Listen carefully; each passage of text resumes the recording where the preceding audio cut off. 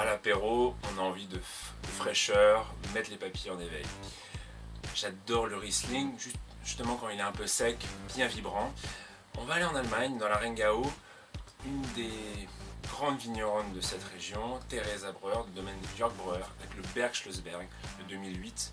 C'est de l'orfèvrerie en bouteille. Un vin vibrant, salin, avec vraiment tout ce qu'on aime de l'agrume avec intensité.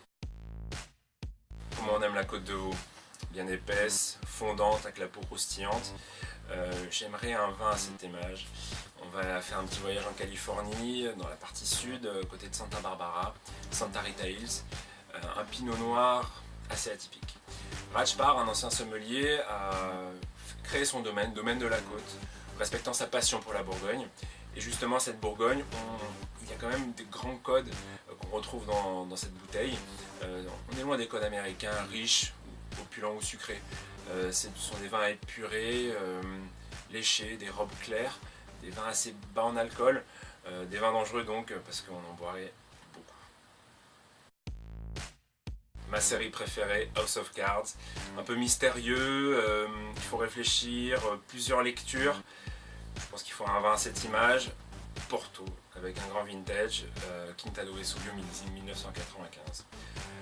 C'est un vin pulpeux, encore au tanin un peu serré, mais dès qu'on laisse doucement respirer dans le verre, ça a l'image de Kevin Spacey, parce que c'est un vin un peu mystique, et on sait qu'il y en a encore derrière. Je ne sais pas pourquoi mon père adore faire un curry de porc. Ce plat assez relevé, avec une sauce un peu crémée, liée au lait de coco, avec une rougaille de tomates, un tout petit peu pimenté. On pense bien sûr à des vins au relief un peu acide, pour justement rafraîchir un peu.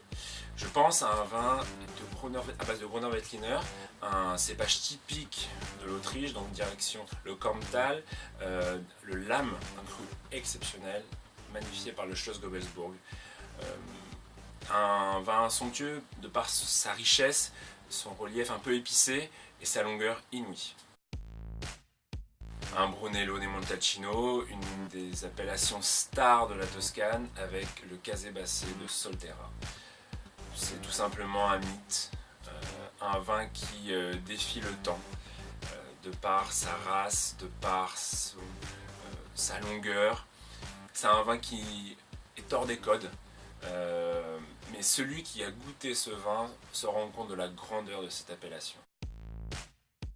Lors d'un de mes derniers voyages en Espagne, j'ai pu découvrir une préparation savoureuse, le poulpe à la galicienne.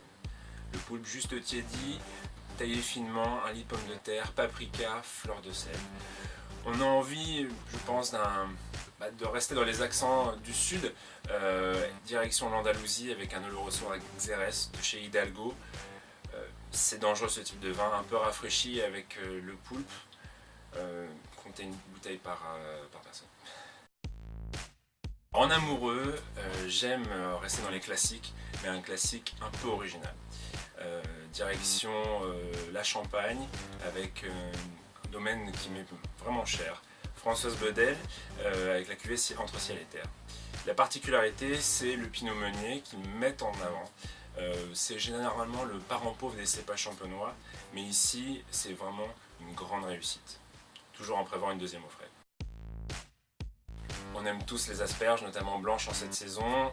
Mon chef aime le concocter avec l'olive noire et le lard de Colonnata. On pense aux accents méditerranéens, on va aller en Sardaigne avec un Vermentino de Gallura de chez Capiquera. Imaginez sur cette île un vin d'une grande richesse, avec une fine amertume qui rappellera l'amertume végétale aussi de l'asperge, et ses accents méditerranéens, l'olive, le lard, un régal. Un des bars à vin les plus canailles que j'aime à Paris, c'est le Frenchy. Je m'y sens bien. Je m'y sens bien de par son énergie, son dynamisme, les sommeliers qui sont passionnés. Toujours une pépite sous la table. L'assiette est vraiment moderne, léchée, idéale pour un bon moment entre amis. Un de mes restos préférés, il faut absolument prendre l'avion pour aller à Vienne en Autriche, au Palais Coburg. Un passionné de vin a voulu en faire un palais de sa passion. Imaginez un bar à vin, un restaurant gastronomique, une cave, et on retrouve tous les grands vins du monde. L'homme qui pour moi a tout fait au début, c'est Franck Ramage. Il a été mon professeur de sommellerie, c'est un homme attachant et qui pourrait faire devenir passionné de vin même une personne qui n'en boit pas. J'ai envie de vous faire partager le vin d'un ami, Pierre-Jean Villa. On n'a pas la même famille mais on a la même passion, avec sa pure roussanne, le Saut de l'Ange. Écoutez, je pense que c'est l'un des rares Saint-Joseph blancs à pouvoir défier les grands ermitages. C'est des roussanes d'une richesse, d'une vibration, c'est inouï.